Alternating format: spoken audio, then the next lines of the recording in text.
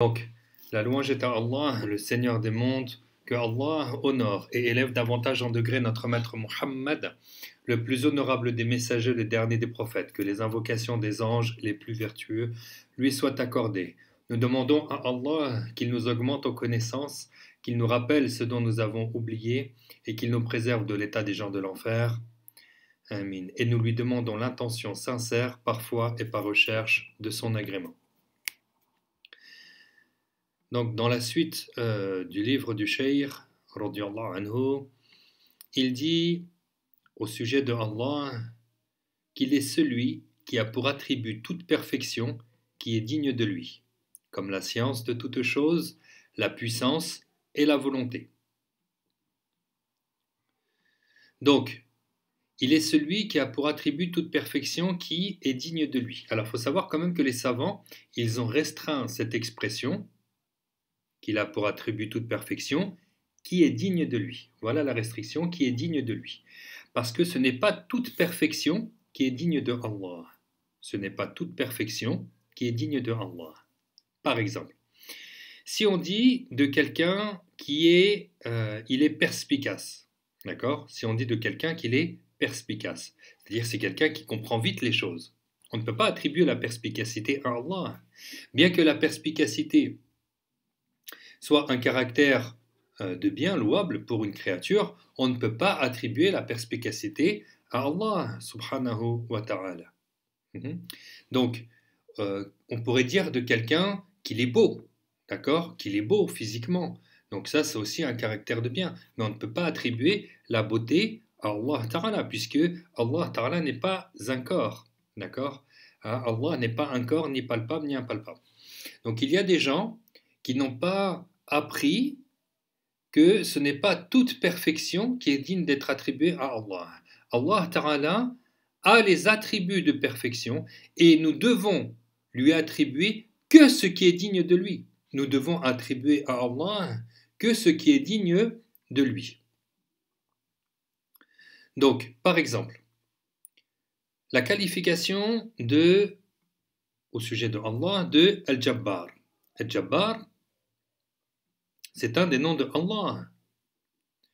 Donc, le terme Al-Jabbar indique une perfection et un éloge au sujet de Allah. Ça indique une perfection et un éloge au sujet de Allah. Mais ça représente un blâme et un défaut au sujet de l'être humain. D'accord? Ça représente un blâme et un défaut au sujet de l'être humain. Al-Jabbar, s'agissant de Allah Ta'ala, ça peut avoir pour sens qu'il est celui qui contraint les créatures par la mort. Il est celui qui contraint les créatures par la mort. Donc ça, c'est une perfection pour Allah Ta'ala. D'accord? Il est celui qui contraint les créatures par la mort. D'accord? C'est lui qui ordonne à l'ange Azraïl de retirer nos âmes. Donc, qui donne la vie? C'est Allah. Qui donne la mort? C'est Allah. Donc, il contraint les créatures par la mort. Il est Al-Jabbar. Maintenant, si tu dis d'une créature qu'elle est Jabbar, eh bien ça signifie que ce serait un tyran, un dictateur, un oppresseur. Donc vous voyez, nous n'attribuons à Allah que ce qui est digne de lui. Certes, il est Al-Jabbar, mais nous n'allons pas dire au sujet de Allah que c'est un dictateur, un oppresseur ou un tyran. Parce que ça serait attribuer une imperfection à Allah, et attribuer une imperfection à Allah, c'est de la mécréance. Ça fait sortir la personne de l'islam. Donc, vous avez compris que nous n'attribuons à Allah que ce qui est digne de lui être attribué. Alors là, on a donné un exemple très concret sur un de ces noms. Il y a d'autres noms, par lequel nous ne devons attribuer à Allah que ce qui est digne de lui être attribué. Par exemple, il a pour nom Al-Jamil. Al-Jamil, ça ne veut pas dire que Allah il est beau. Ça ne veut pas dire qu'on va attribuer la beauté à Allah ou une beauté quelconque à Allah. Allah est exempt de cela. Allah est exempt de cela. Al-Jamil, pour Allah Ta'ala, comment l'ont expliqué les savants, c'est qu'il a les attributs de perfection. Al-Jamil, il est Al-Jamil dans le sens qu'il a les attributs de perfection. Ses attributs sont parfaits. D'accord? Donc vous voyez, on pourrait dire que Allah il est il a pour nom Al-Mutakabbir. Ça ne veut pas dire que Allah, c'est un orgueilleux. D'accord, etc., etc. Donc, si nous voyons un de ces noms, et le premier sens apparent, eh bien, ça serait d'attribuer à Allah un défaut, une imperfection. On sait que ce nom-là doit être interprété par un autre sens que le sens apparent. Il a une autre explication que le sens apparent. Parce que le sens apparent, eh bien, ça serait d'attribuer un défaut à Dieu. Donc forcément, ce n'est pas ce sens-là. Sachant que ce mot, eh ben, il peut avoir plusieurs sens dans la langue. Alors on parle des noms de Allah, on peut parler aussi de ses attributs. Par exemple, Allah nous apprend, par exemple dans la ayah, Kullu shay'in halik illa wajahahu. Kullu shay'in halik illa wajahahu. C'est-à-dire que toute chose va s'anéantir sauf son wajh, sauf le wajh de Allah Ta'ala. Le premier sens apparent du mot wajh, c'est le visage, la partie haute du corps, la face avant de la tête. Le visage. Mais le visage, ça c'est le premier sens apparent du mot wajh. Le visage, comme on a dit, c'est la partie physique. Et Allah Ta'ala n'est pas un corps, ni un corps palpable, ni un corps impalpable. Il n'est pas concerné par le physique. On va l'expliquer ça après. Inch'Allah. Donc le terme wajh, il faut savoir quand même dans la langue, il a plusieurs sens. Le terme wajh, il a plusieurs sens. Et parmi ces sens, il y en a qui sont dignes de Allah et il y a des sens, parmi le mot wajh, parmi les sens du mot wajh, qui ne sont pas dignes d'attribuer à Allah comme visage. Comment l'a expliqué l'imam al-Bukhari, radiyallahu anhu, de ce verset 88 de surat al-Qasas, il a dit Kullu shay'in halik illa wajhahu, dans le sens que toute chose va s'anéantir sauf sa souveraineté. Il a traduit le mot wajh par al-mulk. Il a donné le mot, le sens correct dans cette ayah pour Allah, qui serait la souveraineté. Donc toute chose va s'anéantir sauf la souveraineté de Allah. C'est correct. Si tu dis à un enfant, fais-moi ça, li wajhillah. Fais-moi ça pour rechercher l'agrément de Allah. Tu vas pas me dire que tu vas dire à ton enfant, fais-moi ça pour trouver le visage de Dieu. Ça n'a aucun sens. Donc, fais-moi ça, li wajhillah, c'est-à-dire pour rechercher l'agrément de ton Seigneur Azza wa Jalla. Sur la ayah, Kullu shay'in halik illa wajhahu, certains savants, ils ont dit que le terme wajh, ça vient dans le sens addatullah, c'est-à-dire l'être de Allah lui-même. C'est-à-dire que toute chose va s'anéantir sauf l'être de Allah, il ne s'anéantit pas. D'autres savants, ils ont expliqué cette ayah que toute chose va s'anéantir sauf les actes de bien. Les actes de bien, eux, restent. Les actes restent. Donc toute chose va s'anéantir sauf les actes que tu auras fait, eh bien, eux, et ça va rester. Donc vous voyez que le mot wajh, il a plusieurs sens. Alors si on retrouve ces attributs-là dans une ayah, on sait que c'est une ayah mutashabihat, c'est-à-dire une ayah qui admet du point de vue de la langue plusieurs sens. On peut donner une autre ayah qui admet du point de vue de la langue plusieurs sens, et encore une fois, nous n'attribuons à Allah que ce qui est digne de lui être attribué.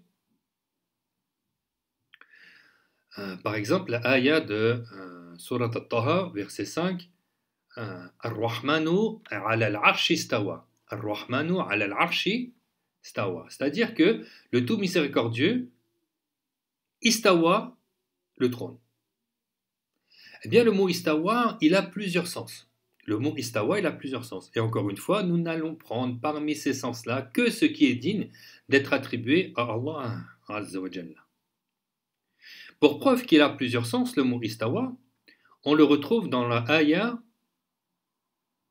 قُلْ هَلْ يَسْتَوِي الَّذِينَ يَعْلَمُونَ وَالَّذِينَ لَا يَعْلَمُونَ قُلْ هَلْ يَسْتَوِي. On entend le mot istawa, qui là, il est conjugué. On entend le mot istawa qui est conjugué. قُلْ هَلْ يَسْتَوِي. Dis-leur, ô Muhammad, dis à ta communauté, sont-ils équivalents ceux qui savent et ceux qui ne savent pas? Dis, sont-ils équivalents ceux qui savent et ceux qui ne savent pas? La réponse, elle est claire. Est meilleur celui qui sait que celui qui ne sait pas. Donc, le mot istawa dans cette ayah, il prend le sens de l'équivalence. Est-ce que l'on va dire au sujet de Ar-Rahmanu ala al-Arsh istawa que le tout miséricordieux est équivalent au trône? Jamais. On ne va pas dire que Allah il est équivalent à une de ses créatures. Pourtant, le mot istawa prend le sens de l'équivalence. Mais ce sens-là, ce n'est pas un sens qui est digne pour Allah Azza wa Jalla. Le mot istawa, on le retrouve dans une autre ayah concernant le bateau de notre maître Nour, alayhi salam. Vous savez, quand il y a eu le déluge, la terre a été remplie d'eau. D'accord? L'eau, elle a même dépassé le niveau des montagnes. Toute la terre entière était remplie d'eau. Et il y avait sur l'eau le bateau de notre maître Nour, alayhi salam, avec quelques croyants, les seuls musulmans qu'il y avait à son époque, et il y avait différentes sortes d'animaux. Et puis, au bout de 40 jours, Allah Ta'ala a ordonné à la terre d'engloutir son eau. Et Allah nous apprend au sujet du bateau de notre maître Nour qu'il s'est istawa ala juddi. Il s'est istawa ala juddi. C'est-à-dire qu'il s'est établi sur la montagne de Juddi. Il s'est posé, il s'est établi. Donc l'établissement, le fait de se poser, l'établissement, le fait de s'établir, ça c'est spécifique à la créature. Ce n'est pas digne d'être attribué à Allah Azza wa Jal. Le bateau s'est établi sur la montagne de Juddi. Donc c'est une montagne qui se trouve en Irak, fil Iraq. Donc le bateau il s'est établi. L'établissement, c'est le fait de se poser, de s'établir quelque part. D'accord? Donc tu ne peux pas dire que Allah Ta'ala, il se serait établi sur son trône. Donc l'établissement dans le sens, donc là ça serait istawa dans le sens istiqrar. D'accord? Istiqrar, c'est un des sens du mot istawa, et ça c'est un sens qui est pour les créatures. C'est un sens qui est pour les créatures. Pourquoi ce n'est pas possible de dire que Allah s'est établi sur son trône? Parce que, déjà, Allah ne change pas. Celui qui change, c'est une preuve évidente de son entrée en existence. Celui qui change a besoin de qui le fait changer. Celui qui change dépend du temps. Allah est le créateur du temps, il ne dépend pas de sa créature. Celui qui s'établit quelque part, c'est-à-dire qu'il est plus petit que ce quelque part, il s'est établi quelque part, donc il est plus petit que l'endroit, et Allah existe de toute éternité sans endroit. Celui qui s'établit sur quelque chose, il est aussi plus petit que cette chose, et il s'établit sur un corps, donc forcément, c'est un corps qui s'établit sur un autre corps. Allah Ta'ala n'est pas un corps. Donc il y a plusieurs raisons pour lesquelles ce n'est pas possible de dire que Allah il s'est établi, et toutes ces raisons relèvent du shirk billah. Celui qui dit que Allah il s'est établi sur son trône, il est en train de dire que Allah Ta'ala, de toute éternité, il n'est pas sur un trône, que le trône est entré en existence, il est en train de dire que Allah Ta'ala aurait été limité dans un endroit, puis qu'il y aurait eu un déplacement. Le déplacement, ça c'est une des caractéristiques des créatures, c'est un attribut des créatures, c'est ce qu'on appelle les arad, les attributs des corps. Le corps, c'est ce qui a une longueur, une largeur et une profondeur. Par exemple, on prend n'importe quoi comme corps, ben voilà, ça a une longueur, une largeur et une épaisseur. D'accord? Quand Allah Ta'ala te dit Kullu shay'in 'indahu bimiqdar, toute chose a une quantité, eh bien toute chose a un volume. C'est-à-dire que tout ce qu'il a créé, ça a un volume, ça a une quantité. C'est pour cela que les savants ils ont dit que cet univers il est constitué de deux types de corps. Il y a les corps palpables, le corps c'est ce qui a un volume, longueur, largeur, profondeur. Et il y a les corps palpables, ce qu'on peut toucher, donc homme, arbre, pierre, etc.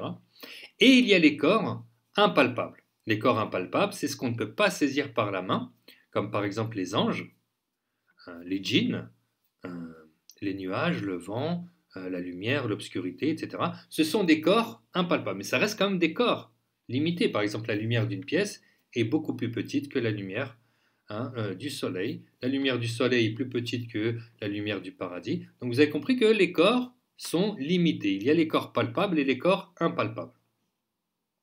Et les corps, ils ont des attributs. Les corps, ils ont des attributs. Par exemple, le mouvement. Le mouvement, c'est un attribut des corps. Le monsieur mouvement n'existe pas, madame mouvement n'existe pas. Le mouvement, c'est ce qui advient au corps. S'il y a un mouvement, c'est que c'est un corps qui bouge. D'accord? Donc, puisque Allah Ta'ala n'est pas un corps, ni palpable ni impalpable, parce que s'il serait un corps, il serait limité, petit ou grand, il serait limité, et celui qui est limité a besoin de qui lui a donné cette limite plutôt qu'une chose. Puisque Allah Ta'ala nous dit que tout ce qu'il a créé c'est limité, et qu'il nous dit وَلَمْ يَكُنْ لَهُ كُفُوًا أَحَدٌ et il n'a aucun équivalent, لَيْسَ كَمِثْلِهِ شَيْءٌ, donc ne faites pas ressembler Allah à ses créatures. Allah est unique, c'est un être unique. Allah Ta'ala est un être unique, et seul Allah connaît la réalité de son être. Tout ce qu'il a créé, c'est limité. Il n'a aucun équivalent. Ne faites pas ressembler Allah Ta'ala à ses créatures. Rien n'est tel que lui. Donc Allah Ta'ala n'est pas un corps, puisqu'il n'a aucun équivalent, puisqu'il ne ressemble pas à ses créatures. Et si Allah Ta'ala serait un corps, palpable ou impalpable, il serait limité. Il aurait besoin de qui lui a donné cette limite. Il ne serait pas unique. Il dépendrait de quelqu'un, en fait. C'est pour ça que c'est du shirk billah, c'est adorer autre qu'Allah. Celui qui adore un corps n'adore pas Allah, comme ces adorateurs de statues, ils adorent ce qui est limité, comme ces adorateurs du soleil, ils adorent ce qui est limité, comme ces adorateurs du feu, ils adorent ce qui est limité, comme ces adorateurs des hommes, que ce soit ils disent Bouddha ou Jésus, ils adorent ce qui est limité, ils adorent un corps. Mais le corps ne mérite pas d'être adoré. Et si Allah Ta'ala aurait une ressemblance avec ses créatures, il ne lui serait pas valable l'adoration. D'accord? Allah Ta'ala a créé les humains, c'est pas un humain. Il a créé les anges, c'est pas un ange. Il a créé les djinns, c'est pas un djinn, etc., etc., etc. Il a créé le feu, il a créé la lumière. Il n'a aucune ressemblance avec ses créatures. Donc Allah Ta'ala n'est pas un corps, vous l'avez compris, ni un corps palpable, ni un corps impalpable. Et quoi que tu puisses imaginer en ton esprit, Allah en est différent. Ne cherche pas à connaître la réalité de Dieu. Elle est unique, sa réalité est unique, et notre croyance, elle est par le cœur. On croit en Dieu, on croit en son unicité, on croit que Dieu n'a aucune ressemblance avec ses créatures, subhanahu wa ta'ala. Allah Ta'ala n'est pas un corps, il ne lui advient pas les attributs des corps, les caractéristiques des corps. Alors on a parlé du mouvement, on peut parler de l'immobilité. Le fait de ne pas bouger, ça, c'est un attribut des corps.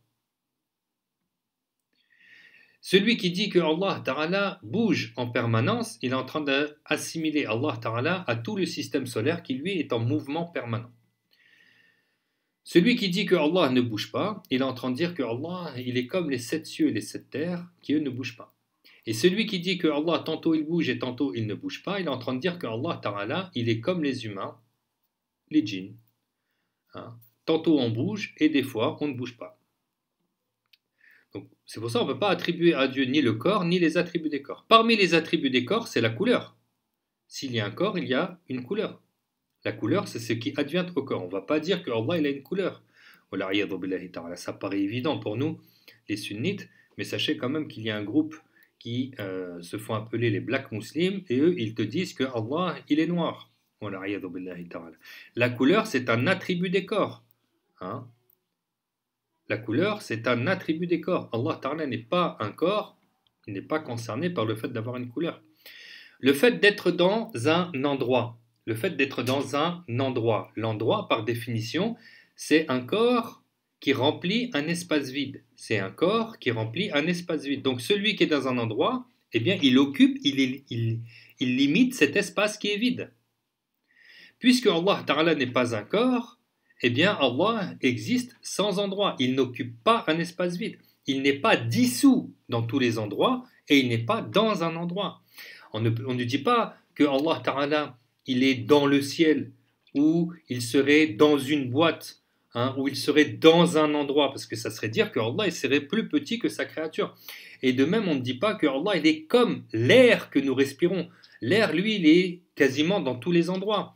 Mais l'air, tu le retrouves dans les poubelles, dans les toilettes, Dans les chaussures, si je ferme mes mains, il y a de l'air à l'intérieur. On ne veut pas dire que Allah il est partout, comme l'air que nous respirons. Voilà. Ça ne veut pas dire que Allah il est dissous dans tous les endroits. Lorsque nous disons que Allah il existe sans endroit, c'est qu'il existe de toute éternité sans endroit. Il n'est pas contenu dans un endroit, il n'est pas contenu dans une place. Et ne cherche pas à connaître la réalité de l'être de Allah Ta'ala. Maintenant, celui qui dit que Allah il est sur son trône, il est en train de dire que Allah Ta'ala il était dans un endroit, qu'il y a eu un déplacement, tout ça c'est les caractéristiques des créatures, et qu'il serait posé sur une de ces créatures, car le trône, l'arche, bien que ce soit le plus grand des corps par la taille, il est quand même limité, puisque Allah nous dit que tout ce qu'il a créé c'est limité, dans Surat Ar-Ra'd. Hein? Donc, tout ce que Allah Ta'ala a créé c'est limité, donc le trône, bien qu'il soit très grand, il est quand même limité. Celui qui prétend dire que Allah il est sur son trône, il est en train de dire que Allah il est plus petit que le trône, et il est en train de dire que Allah c'est un corps en contact d'un autre corps. Parmi les attributs des corps, c'est le contact et la séparation. D'accord? S'il y a un contact, c'est que c'est un corps qui est en contact avec un autre corps. Quelqu'un qui va dire Allah il est sur son trône, il est en train de dire que Allah c'est un corps qui s'est posé sur une de ses créatures, que Allah sera actuellement porté par sa créature. Et celui qui dit que Allah il n'est pas sur le trône mais au-dessus, il est toujours en train de dire que Allah il occupe un endroit, donc que Allah il serait limité par cet endroit, donc que Allah Ta'ala serait un corps, soit palpable, soit impalpable. Et il est en train de dire qu'il y aurait une distance entre Allah et le trône. Ben oui, mais qu'est-ce qu'ils ont dit les savants du Tawahid? Ils ont dit la distance, c'est la limite entre deux corps. La distance, c'est la limite entre deux corps. C'est-à-dire que s'il y a une distance, il y a une limite entre un corps et un autre corps. Par exemple, j'ai une certaine distance avec cet ordinateur. J'ai une certaine distance avec le mur. J'ai une certaine distance avec vous parce qu'on est des corps qui avons une limite entre nous deux, entre nous. Allah Ta'ala, puisqu'il n'est pas un corps, il n'est ni en contact, ni séparé de quoi que ce soit. Il n'y a pas une notion de distance entre Allah et ses créatures. Donc, quelqu'un qui va te dire Allah il est sur son trône, il est en train de dire que Allah Ta'ala était dans un endroit, qu'il se serait déplacé, qu'il aurait changé d'un état à un autre, qu'il serait venu sur sa créature, qu'il serait porté, qu'il serait limité, qu'il serait plus petit. Et en plus, on voit bien que ces gens qui te disent que Allah il est établi sur le trône, alors il y en a carrément, ils vont te dire Allah il est assis. Ils ont pris le sens de istawa dans le sens jalasa, s'asseoir. Ben là c'est clair, hein, celui qui est assis il a besoin d'une part, celui qui est assis il a une partie supérieure et une partie inférieure. Il doit se plier pour s'asseoir. Et ça c'est vraiment caractéristique physique des créatures. Hein. Les animaux s'assoient, les humains s'assoient. Hein, etc. Donc, c'est ça, c'est clair, c'est manifeste que, comme étant du shirk billah. Le fait de dire que Allah il s'établit, c'est aussi du shirk billah. Allah Ta'ala de toute éternité, hein, il existe sans endroit, il n'est pas établi sur un trône, Allah Ta'ala ne change pas, il a créé le trône, il n'en a pas besoin. Certes, Allah n'a pas besoin de ce qu'il a créé. Il a créé le trône, il n'en a pas besoin. Il a créé cet univers, il n'en a pas besoin. Que cet univers, il existe ou pas, Allah, lui, il existe. Il n'a pas besoin de cet univers. Allah existe de toute éternité, cet univers n'existe pas de toute éternité. Allah Ta'ala ne change pas. Que cet univers existe ou pas, Allah, lui, il existe. Et il n'a pas besoin de ses créatures. Donc, si on revient sur la ayah, Ar-Rahmanu ala al-arsh istawa. Qu'est-ce qu'ils ont dit les savants alors sur le terme istawa? Parce qu'on va me dire, Hajj, tu me dis que, ok, tu m'as dit que Allah il n'est pas établi sur son trône. Qu'est-ce que les savants ils ont dit alors sur cette ayah? Ar-Rahmanu ala al-arsh istawa. Il y a eu divergence. Il y a eu divergence sur le sens correct de ce qui a été donné parmi les savants musulmans, pas parmi les sectes wahhabites, pseudo-salafistes ou les autres mouchriquines, les autres corporalistes, ceux qui croient que Allah c'est un corps. Ces gens-là n'adorent pas Allah Ta'ala. Ils lisent le Coran, mais c'est pas Le Coran, il ne dépasse pas leur gorge, comme l'a dit le prophète Mohammed. Ça ne va pas jusqu'à leur cœur, ils font juste que réciter. Ils font la prière, ils ne récoltent que la fatigue. Leur prière n'est pas valable. Ils font le jeûne, ils ne récoltent que la faim. Leur jeûne n'est pas valable. Pourquoi? Parce qu'ils n'adorent pas Allah, ils adorent quelque chose qui, selon eux, serait établi sur le trône. Or, Allah Ta'ala existe de toute éternité, sans endroit, et Allah est maintenant tel qu'il est de toute éternité, sans endroit. Pour preuve, la parole de l'imam Ali ibn Abi Talib, le compagnon qui avait le plus de science parmi tous les autres compagnons, il a dit qu'Allahu wa la makan wa huwa al-an ala ma alaykan. Allah existe de toute éternité sans endroit et il est maintenant tel qu'il est de toute éternité, c'est-à-dire sans endroit. Vous voyez, nous on ne prend pas les savants contemporains, on prend les savants du Salaf, d'accord, des gens des 3 premiers siècles de l'Hégire, et on va même prendre l'homme qui, parmi les compagnons, avait le plus de science. Et c'est qui? C'est l'imam Ali ibn Abi Talib. Et l'imam Ali a été cité parmi les 10 comme faisant partie de ceux qui allaient rentrer au paradis. Le prophète Mohammed a reçu par révélation que l'imam Ali allait au paradis. Et donc, si l'imam Ali va au paradis, forcément, il a la bonne croyance. Et parmi ses paroles, il a dit Allah existe de toute éternité sans endroit. Donc qu'est-ce qu'on dit nous? On dit comme l'imam Ali, Allah existe de toute éternité sans endroit. Et il est maintenant tel qu'il est. Ça veut dire quoi, il est maintenant tel qu'il est? Il est maintenant tel qu'il est, c'est-à-dire que Allah ne change pas. Puisqu'il existe de toute éternité sans endroit, il est maintenant tel qu'il est de toute éternité sans endroit. Ça, c'est la croyance que nous avons, tout simplement. Et c'est la croyance du Coran. Laïsa kamithlihi shay. Allah te dit Laïsa kamithlihi shay. Rien n'est tel que lui. Tu peux pas me dire que celui qui est dans le ciel, rien n'est tel que lui. Tu peux pas me dire celui qui est dans le ciel, il est limité. Tu peux pas me dire celui qui est dans le ciel, il est unique. Tu peux pas me dire ça. Tu peux pas me dire que celui qui est sur son trône, il est unique. Les anges sont sur le trône de Allah Ta'ala. Il y a des anges qui tournent autour du trône, tout comme il y a des hommes qui tournent autour de la Kaaba. Et ces anges-là, ils font la prière. Ils se positionnent sur le trône pour faire la prière. Au-dessus du trône, il y a Lawhul Mahfouz, c'est-à-dire la table préservée, là où tout est écrit. Allah Ta'ala a ordonné au Qalam d'écrire sur la table préservée ce qui aura lieu jusqu'au jour du jugement dernier. Et cette table préservée, elle est où? Eh bien, elle est au-dessus du trône. D'accord? Elle est au-dessus du trône. En dessous du trône, il y a des créatures. Déjà, le trône, il a 4 piliers qui sont portés par 4 anges de taille gigantesque. Il a été dit par le prophète que ces anges, tellement ils sont grands depuis la distance qu'il y a depuis leurs épaules jusqu'au lobe de leurs oreilles, il y a une distance de 700 années à vol d'oiseau rapide. 700 ans à vol d'oiseau rapide. Imaginez un oiseau qui vole pendant 700 ans rapidement. La taille de ces anges est immense. En dessus du trône, eh bien, on y trouve l'eau, la première des créatures que Allah a créées, l'eau. On y trouve à côté Al-Kursi. En dessous de Al-Kursi, qu'est-ce qu'on trouve? Eh bien, le paradis. En dessous du paradis, qu'est-ce qu'on trouve? Les 7 cieux. En dessous des 7 cieux, qu'est-ce qu'on trouve? Eh bien, les 7 terres. Nous, on est sur la plus haute des 7 terres. Et l'enfer, il est en dessous de la 7e terre. On ne peut pas dire que Allah Ta'ala il est venu dans cet univers pour se poser sur le trône en dessous de la table préservée. Ça, c'est vraiment du shirk billah. Et les juifs, ils croient que Allah Ta'ala, il est établi sur son trône, qu'il est même allongé sur son dos pour se reposer. Les chrétiens croient que Allah Ta'ala, ce qu'ils adorent, c'est un homme qui est assis sur un trône. Ça, c'est la croyance des chrétiens. Ils disent notre Père qui est aux cieux. Ça, c'est la croyance des chrétiens.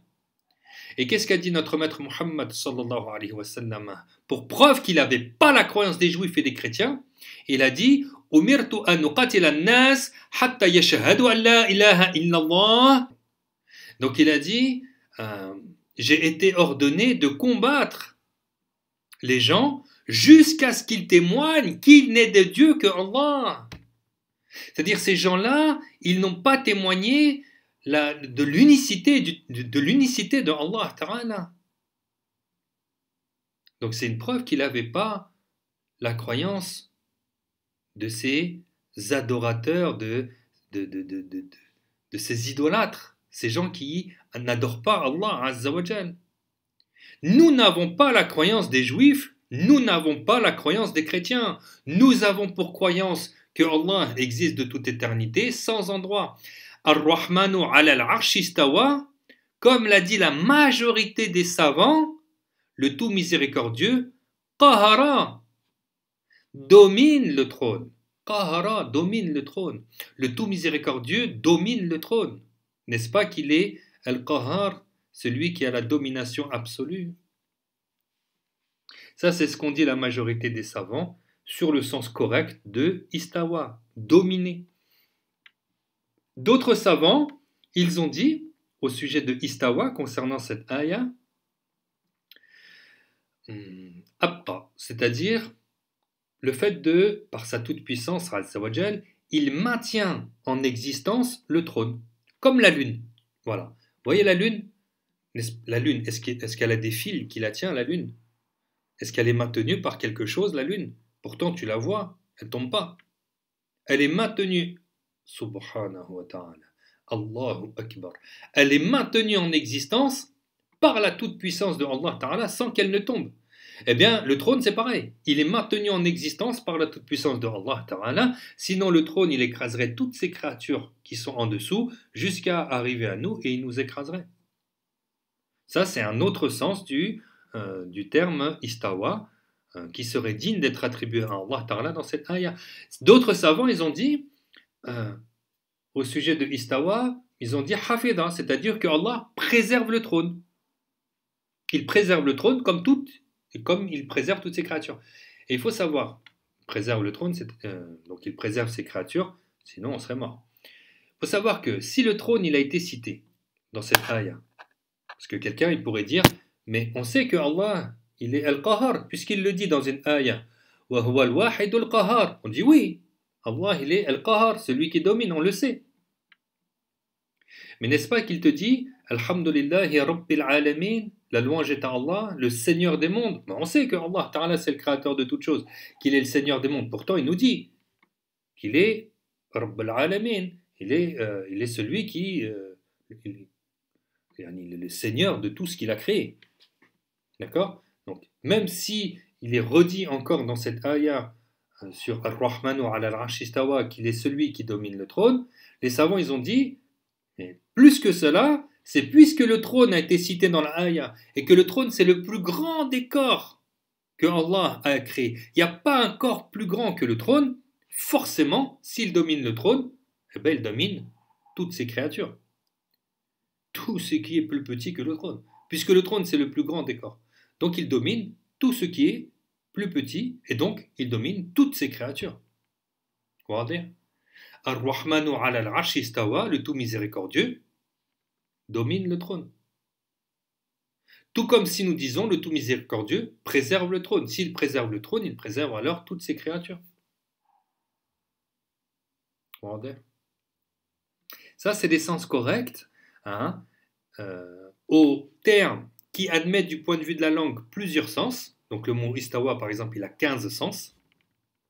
Tu peux même dire sur de la viande, hein, qu'elle est cuite à point, et là tu termeras le terme istawa. Tu peux dire sur une plante istawala, dans le sens que elle grandit, elle pousse du bas vers le haut. Il y a 15 sens sur le mot istawa. Simplement, tu ne peux prendre, parmi ces sens-là, que ce qui est digne d'être attribué à Allah. C'est comme si tu fais un tableau. D'accord? Tu dis d'une première colonne, tu dis les attributs, c'est-à-dire ce qui est digne de Allah. Voilà, tu mets une première colonne, ce qui est digne de Allah. Et une deuxième colonne, attributs des créatures. Et tu prends le terme istawa, tu prends ces 15 sens, et un sens, tu le mets dans la colonne qui convient. Si par exemple tu prends le sens istawa, dominé, digne de Allah, cul à point, créature, établissement, créature, équivalence, créature, préservation, digne de Allah, maintenir en existence, digne de Allah, etc., etc. Tu vois, tu fais un tableau avec deux colonnes, tu prends le mot istawa, tu regardes tous ses sens et tu n'attribues à Allah que ce qui est digne de lui être attribué. Et c'est pareil pour le mot wajh. Pour le terme wajh, c'est un attribut de Allah. Alors parmi les sens du terme wajh, c'est souveraineté, digne de Allah, visage, créature, son être, digne de Allah, etc. C'est pareil pour le terme yed. Le terme yed, alors lui, il a 91 sens, le terme yed. Si tu regardes dans Al-Qamus, le dictionnaire de Al-Qamus, c'est ce que les gens prennent comme référence pour savoir qu'est-ce que veut dire tel mot. D'accord? C'est vraiment une très grande référence, Al-Qamus. Donc c'est un dictionnaire où tu vois le terme en arabe et tu vois tous ses sens, toutes ses significations. D'accord? Donc si tu regardes dans le Qamus, le terme yad, il a 91 sens. Ben, c'est pareil. Qu'est-ce qui est digne de Allah et quel sens est pour les créatures? Si tu dis par exemple, on va faire simple, si tu dis par exemple El Yadul Karim, tu vas dire la main de Karim. Parce que Yad, ça prend le sens de main. Si tu dis Yadullah, tu vas dire puissance de Allah. Parce que Yad, ça peut signifier puissance. Donc puissance, c'est digne de Dieu. Celui qui attribue à Allah un des attributs des humains, il est devenu mécréant. وَمَنْ وَصَفَ اللَّهَ بِمَعْنًا مِنْ مَعَانِ الْبَشَرِ فَقَدْ كَفَرَ. Ça, c'est la règle que l'imam Abu Ja'far al-Tahawi, savant du 3e siècle de l'Hégire, dans son livre Aqidat al-Tahawiyya, c'est une des règles qu'il a dit, celui qui attribue à Allah un des attributs des humains, il est certes devenu mécréant. Attribuer à Dieu le physique, c'est de la mécréance. Les mains, le visage, les yeux, les doigts, le pied, la jambe, les oreilles, les cheveux, le nez, la bouche, etc. Ça, c'est de la mécréance. C'est attribuer à Dieu le corps. Attribuer les attributs des créatures à Allah, c'est de la mécréance. Lui attribuer le mouvement, l'immobilité, le contact, la séparation, l'humidité, le fait qu'il soit chaud, froid, sec, le fait qu'il soit homme, femme, le fait qu'il soit dans un endroit, le fait qu'il dépende du temps, tout ça, c'est les attributs des créatures. Attribuer ça à Allah Ta'ala, c'est de la mécréance, c'est du shirk billah. Retenez cette règle. Celui qui attribue à Allah un des attributs des humains, il est certes devenu mécréant. Allah est celui qui a pour attribut toute perfection qui est digne de lui. Et il est celui qui est exempt de toute imperfection le concernant. C'est-à-dire ce qui n'est pas digne de lui être attribué Ta'ala. Allah Ta'ala est exempté de ce qui n'est pas digne de lui être attribué. Regardez. Donc tout défaut, tout attribut des créatures, toute caractéristique des créatures, il ne faut surtout pas l'attribuer à Allah Azza wa Jal. Allah n'a pour attribut que des attributs de perfection qui est digne de lui. Donc, vous avez compris que la langue arabe, elle est riche, que le Coran, il comporte des termes qui pourraient avoir, du point de vue de la langue, plusieurs sens, et il ne faut, parmi ces sens, que prendre ceux qui sont dignes de Allah Azza wa Jal. Pour cela, on se réfère aux savants musulmans, aux savants sunnites, pas aux gourous wahhabites, hein, pseudo-salafistes, hein, pseudo-salafis, qui se disent nous on est des salafs, nous on est les gens qui suivons les savants, les compagnons plus que vous. Quand tu leur demandes une seule référence de savants parmi les 3 premiers siècles de l'Hégire, ils vont te dire Ibn Taymiyyah, 7e siècle de l'Hégire, lui qui a dit dans 5 de ses livres que ce monde il est éternel, sans début, avec Allah, lui qui a dit que l'enfer allait avoir une fin. Donc ils prennent pour référence ce mécréant, jugé par l'unanimité des juges des 4 écoles, comme étant ils ont dit que c'était un anthropomorphisme et un assimilateur. Ibn Taymiyyah, il a même dit que Allah Ta'ala, c'était un beau jeune homme aux cheveux frisés avec une couronne de papillons d'or sur la tête, qu'il aurait des pieds de verre avec des claquettes en or. Voilà comment il a représenté, comment il s'est imaginé Allah Ta'ala, comment il lui a attribué un comment. Donc ces wahhabites, ils te disent que ce mécréant, Ibn Taymiyyah, il te dit c'est le cheikh de l'islam. Il ne faut pas avoir peur de dire la vérité. C'est que dans cette époque, depuis Mohammed ibn Abdel Wahhab, c'est lui qui a ressorti les idées d'Ibn Taymiyyah. Ibn Taymiyyah, il était jugé mécréant comme anthropomorphisme et assimilateur par les juges des 4 écoles. Pendant 500 années, on n'a jamais entendu parler d'Ibn Taymiyyah. Celui qui a repris les idées d'Ibn Taymiyyah, c'est Mohammed ibn Abdel Wahhab, qui a fondé son groupe, les Wahhabites. Ils ont combattu les musulmans. Alors les Wahhabites, ils te disent, Mohammed ibn Abdel Wahhab, c'est le revivificateur de l'islam. Avant lui, il n'y avait plus un seul musulman. C'était une époque de mauvais innovateurs. Il n'y avait personne qui était musulman à l'époque de Mohammed ibn Abdel Wahhab. C'est lui qui a revivifié l'islam. Hein. Tous étaient mécréants. Hein. Tu lui dis, mais comment alors Mohammed ibn Abdel Wahhab a appris l'islam? Il faut m'expliquer si vous dites qu'il est le revivificateur. Ils l'ont carrément mis au niveau des prophètes. Carrément. Ils l'ont carrément mis au niveau des prophètes. Donc Mohammed ibn Abdel Wahhab, le fondateur du groupe wahhabite, hein, la corne du shaitan, hein, comme implicitement ça a été cité dans le hadith du messager, alayhi salatu wassalam. On va y revenir à ces hadiths. Fondateur des wahhabites. Donc ensuite, ils ont combattu les musulmans. Ils sont rentrés à Mecca, à Médina, avec l'aide des mécréants d'origine, hein, parce que les mécréants d'origine, ils aiment bien ces hommes-là qui sont pleins de shubuhat, en fait, qui sont pleins de discord, de fitna, de dissension. Hein, ils ne sont pas en accord avec les musulmans, avec la majorité. Ils aiment bien ces gens-là. Ils les prennent, ils les montent. Vous avez entendu parler d'autres personnes, hein, comme Mohammed ibn Abdel Wahhab, que les mécréants ont fait monter. Hein, cette Qutb, ils l'ont fait monter aussi. Hein. Et d'autres gens comme lui. Hein. Donc, avec l'aide des mécréants d'origine, ils l'auront aidé par les armes, les hommes, pour combattre les musulmans, hein, l'Empire ottoman, jusqu'à ce qu'ils arrivent à s'installer dans la péninsule arabique, d'ailleurs qu'ils ont appelé actuellement l'Arabie saoudite, parce que les Anglais, ils ont fait rencontrer Mohammed ibn Abdel Wahhab avec la famille Saoud, hein, alliance et compagnie, alliance, corruption et compagnie. Bref, ils se sont installés, et jusqu'à aujourd'hui, donc ça fait 250 ans, hein, qu'ils sont en train de propager, plus que 250 ans, ils sont en train de propager le wahhabisme. Alors, c'est par la construction de mosquées, c'est par la publication de leurs livres, la propagande par leurs livres, par les sites internet, par des universités wahhabites. Hein.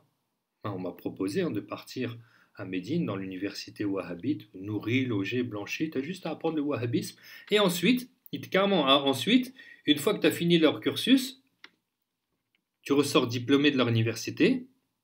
Ensuite, tu vas dans un pays, dans une ville, pour propager le wahhabisme. Donc, ils peuvent même te construire une grosse mosquée, hein, dans cette ville ou dans cet endroit où tu décides de t'installer, avec une maison ou un appartement, une voiture, un salaire tous les mois. Voilà comment ils font pour propager le wahhabisme. Voilà, pour que les gens croient que c'est ce groupe-là qu'il faut suivre. Donc, Ibn Baz, Albani, Uthaymin, là aujourd'hui c'est le Fawzan, tous ces gros mécréants qui ont attribué à Dieu le fait qu'il soit établi sur son trône, qu'il aurait 2 yeux globuleux, un visage, donc un visage, 2 yeux globuleux, que Allah rit, que Allah aurait des oreilles, parce qu'Ibn Baz il a dit, si Allah entend, forcément il a des oreilles. Albani qui a dit que Allah Ta'ala il englobe cette terre comme le fruit, comme la peau englobe le fruit. Tous ces mouchriquines qui vont dire non, non, non, non, non. Tu aimes le prophète Mohammed, mais en fait, il faut être modéré, il ne faut pas aller à l'exagération, il ne faut pas faire le maolid, il ne faut pas lui rendre visite. C'est interdit de rendre visite à sa tombe au prophète. Alhamdulillah, alhamdulillah, que les musulmans, ils apprennent leur religion. Ils apprennent les hadiths, les preuves qu'il est permis de visiter la tombe du prophète Mohammed sallallahu alayhi wa sallam. Et le bien qu'il y a à visiter la tombe du prophète Mohammed, que l'intercession est due à celui qui visite la tombe du prophète Mohammed sallallahu alayhi wa sallam. Ils vont te dire non, tu n'as pas le droit de rendre visite à un mort, tu récites pas le Coran sur le mort. Iqra'u Yasin ala mautakum, récitez Yasin sur vos morts. Ils n'y connaissent pas. Ils connaissent pas, ou ils veulent pas entendre, ou ils veulent. En fait, ils veulent que les musulmans suivent la politique des mécréants d'origine. Et ils sont payés pour ça, ils sont aidés pour ça, ils sont soutenus pour ça. Vous le voyez, les wahhabites, quand ils rentrent dans un Al-Qaïda, ou ces gens-là, là, quand ils rentrent dans un pays musulman, c'est pour tuer les musulmans, c'est pour tuer les musulmans. Ils vont pas faire autre chose que de suivre les ordres des mécréants d'origine, hein, des juifs et des chrétiens. Ils vont pas faire autre chose que ça. Hein. Ils vont pas soutenir les musulmans qui subissent cette ségrégation, hein, cette torture, ce génocide, hein, que subissent les musulmans avec les mécréants. Non, ces wahhabites, ils vont aller au Yémen, ils vont tuer les musulmans. Ils vont aller en Syrie, en Irak, en Afghanistan, pour aller tuer qui? Les musulmans. C'est pas pour autre chose. D'accord? Ils sont vraiment sous la gouverne, hein, des mécréants d'origine. Et ils ont fait des traités, hein, des traités. Hein. Le traité de Quincy, il est toujours d'actualité. Hein. C'est-à-dire ce traité qu'il y a entre les wahhabites et les mécréants d'origine. D'accord? Donc, ces gens-là, qu'est-ce qu'ils ont pour croyance? Parce qu'on en parle d'eux depuis tout à l'heure. Eh bien, ils ont pour croyance que Allah est établi sur son trône. Alors, avec une jambe, alors certains d'entre eux, je sais pas, disent c'est une jambe de lumière. Même certains, il y en a, il a dit carrément que Allah, il a un pagne. Ah, il dit que Allah a un pagne. Mais c'est vraiment des mouchriquines. Il te dit Allah, il a un pagne. Une barbe, grosse barbe. Qamis, énervé. Allah, il te dit Allah, il a un pagne. Et au jour du jugement, son pagne va tomber. Les gens vont être éblouis par la lumière de son corps. Ah, ils te disent que Allah Ta'ala, à chaque dernier tiers de la nuit, il descend de son trône pour aller pour venir sur cette terre, à chaque dernier tiers de la nuit, pour prendre les invocations de ceux qui invoquent. Alhamdulillah, le sunnite, il sait que ce sont les anges qui descendent à chaque dernier tiers de la nuit, hein, et ils prennent les invocations de ceux qui invoquent et les emmènent dans un endroit honoré par Allah Ta'ala. Donc eux, ils te disent, Allah Ta'ala est sur son trône, il descend à chaque dernier tiers de la nuit. Allah, celui qu'ils adorent, il a un visage, des yeux, des oreilles, deux mains droites. Ils disent qu'Allah, il a deux mains droites. Des mains, ils disent qu'Allah, il a une jambe, un pied qu'il mettra en enfer au jour du jugement. Ils vont te dire, eux, c'est pas des mouchriquines. Hein. Ils vont te dire, si toi, tu vas visiter un mort sur une tombe, c'est toi le mouchrik. Hein. Tu adores autre que Allah. Ils te disent, si tu demandes à autre que Allah, ça c'est du shirk. Hein. Tu dis, ça c'est du shirk. Hein. Tu peux pas demander de l'aide à autre que Allah. Alors que eux-mêmes, c'est les premiers, quand ils ont une rage dedans, d'aller voir le médecin, d'aller voir le toubib pour les faire soigner. Mais ils te disent, non, mais il faut pas demander de l'aide à autre que Allah. Hein. C'est du shirk. Hein. Par contre, eux, leur croyance satanique, hein, d'adorer autre que Allah, ça ne serait pas du shirk. Vous avez compris. Nous n'attribuons à Allah Ta'ala que ce qui est digne de lui être attribué. Attribuer à Dieu un visage, ça c'est pas digne de lui être attribué. Attribuer à Dieu des yeux, c'est pas digne d'attribuer à Dieu. Des oreilles, c'est pas digne d'attribuer à Dieu. Deux mains droites, c'est pas digne d'attribuer à Dieu. Une jambe, un pied, c'est pas digne d'attribuer à Dieu. Le fait qu'il soit dans un endroit, caractéristique des créatures. La descente et la montée, c'est les caractéristiques des créatures. Hein? Subhanahu wa ta'ala. Allah, il est, tabaraka wa ta'ala, exempt de ce que disent les injustes. Il est exempt de toutes ces injustices. Et qui sont les injustes? Ce sont les mécréants. Un mécréant, il peut réciter le Coran. Un mécréant, il peut faire l'image de la prière. Un mécréant, il peut te dire, moi je jeûne le Ramadan, moi je fais comme toi, je jeûne le Ramadan. Un mécréant, il peut imiter le musulman dans sa pratique. Ça ne veut pas dire que ce mécréant-là, qui imite le musulman dans la pratique, a la croyance du prophète Muhammad, sallallahu alayhi wa sallam, a la croyance du Coran, a la croyance qui fait gagner le paradis hein, éternellement. Ça ne veut pas dire, c'est pas parce que tu te laisses pousser la barbe, que tu mets un qamis sur mesure, que ça y est, tu es préservé des erreurs. Non, non, non, non, non. C'est pas parce que tu récites le Coran que tu es préservé de l'erreur. C'est pas parce que euh, tu vas faire le Hajj que tu es préservé de l'erreur. Hein. Un mécréant, le mécréant, c'est qui le mécréant? C'est celui qui n'a pas la croyance que Dieu a créée, c'est celui qui n'a pas la croyance du prophète Muhammad sallallahu alayhi wa sallam. Par contre, un croyant, un musulman, un croyant qui a la croyance correcte, même s'il n'a pas de barbe, ça reste un croyant. Même s'il n'a pas de qamis, ça reste un croyant. Même s'il n'a pas un Coran dans son sac, ça reste un croyant. Vous voyez, le croyant, c'est celui qui a la bonne croyance. Le musulman, c'est celui qui a la croyance du prophète Muhammad sallallahu alayhi wa sallam. Et le croyant, c'est celui qui croit en Allah Ta'ala, l'unique, lui qui existe de toute éternité, sans endroit et sans comment. Sans endroit et sans comment. C'est lui le croyant. C'est lui, lorsqu'il dit Ashhadu an la ilaha illallah, c'est lui qui a la compréhension correcte de ce témoignage. Regardez, bien sûr, le croyant, il témoigne que Muhammad est le messager de Allah, sallallahu alayhi wa sallam, bien évidemment. Alors,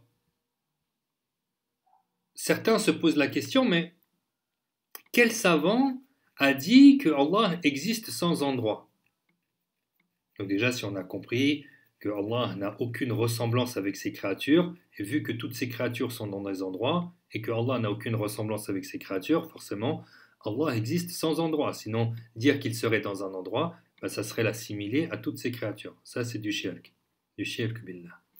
Eh bien, on va regarder aussi la parole de Abu Ja'far al-Tahawi, Ahmad ibn Salama, décédé.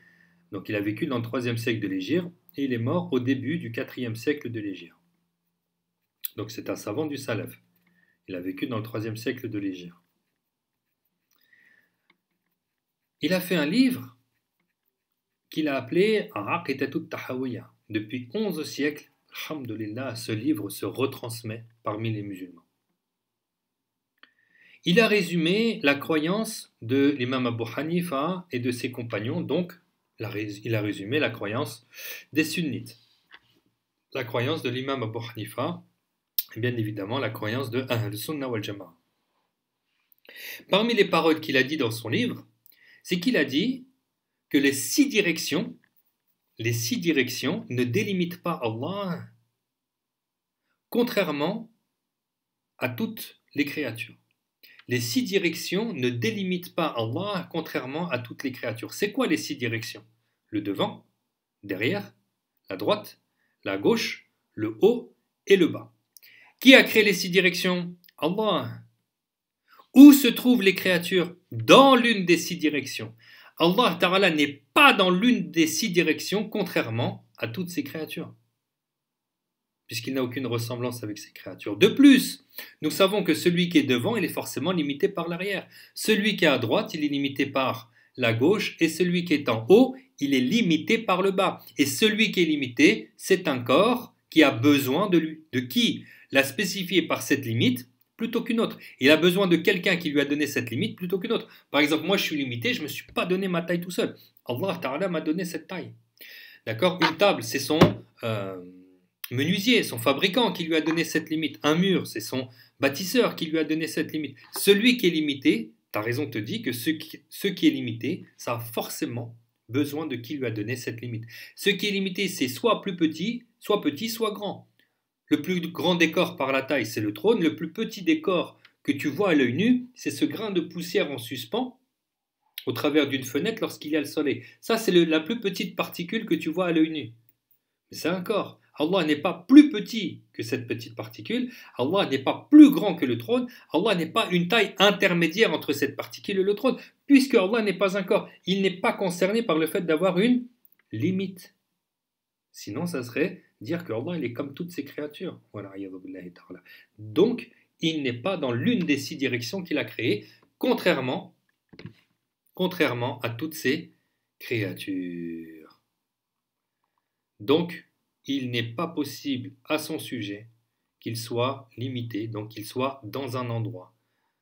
quelqu'un qui te dit que Allah il est sur son trône, établi sur son trône, c'est la même croyance que quelqu'un qui te dit Allah il est sur un lit. Parce que le trône c'est un corps, le lit c'est un corps. S'il te dit que Allah il est possible pour lui qu'il soit sur un trône, alors il serait possible pour Allah qu'il soit dans un lit, sur un lit. Ou dans une petite boîte. Voilà la croyance des mécréants. Voilà pourquoi c'est grave, voilà pourquoi j'ai insisté là-dessus. Parce que c'est grave d'avoir cette croyance-là. Lire le Coran, c'est une chose, le comprendre, c'est une autre chose. Ar-Rahmanu ala al-Arsh istawa, le tout miséricordieux, domine le trône. C'est pas ce que vous voyez dans la pseudo-prétendue traduction du Coran en français. La yajuz tarjamat al-Quran. C'est pas permis de traduire le Coran. C'est permis de traduire le sens, l'explication du Coran, comme l'ont dit les savants. Tu ne traduis pas littéralement le Coran. C'est pas un livre.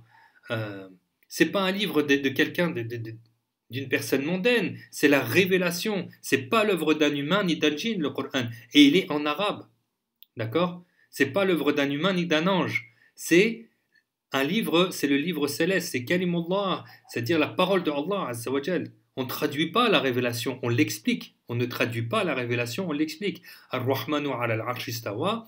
Les mufassirin, les spécialistes du Coran, ils nous ont donné l'explication correcte, même sur la ayah. Sur la ayah, thumma stawa ala al-Arsh. Et de toute éternité, il est celui qui domine le trône.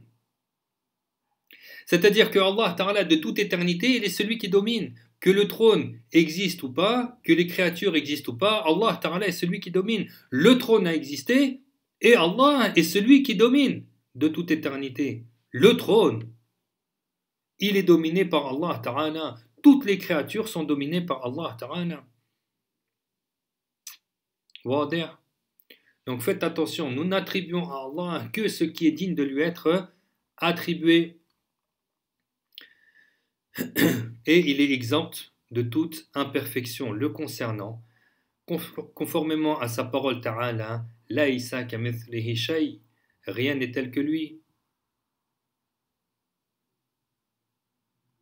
Ensuite, il te dit Laïsa kamithlihi shay wa huwa as-sami'ul basir. Allah Ta'ala, avant qu'il nous apprenne qu'il entend et qu'il voit, donc sa vue et son ouïe ne sont pas tels que l'ouïe et la vue de ces créatures, il te dit bien, Laïsa kamithlihi shay, exempte Allah Ta'ala de toute ressemblance avec ces créatures, médite sur les créatures et tout ce que tu vas leur trouver, tu ne l'attribues pas au Seigneur des mondes, et il est celui qui entend et qui voit, et nous allons expliquer ça dans un prochain cours, Inch'Allah. Wallahu Ta'ala a'lamu ahkam, walhamdulillahi rabbil alamin, wa sallallahu ala sayyidina Muhammadin, wa ala alihi wa sahbihi wa sallim. Retenez bien, Allah Ta'ala n'est pas concerné par la forme, l'aspect, les dimensions, la localisation. Tout cela fait partie des caractéristiques des créatures et Allah est exempt de cela. Wallahu Ta'ala a'lam al-ahkam. Rabbana atina fid dunya hasana wa fil akhirati hasana wa qina adhab an-nar.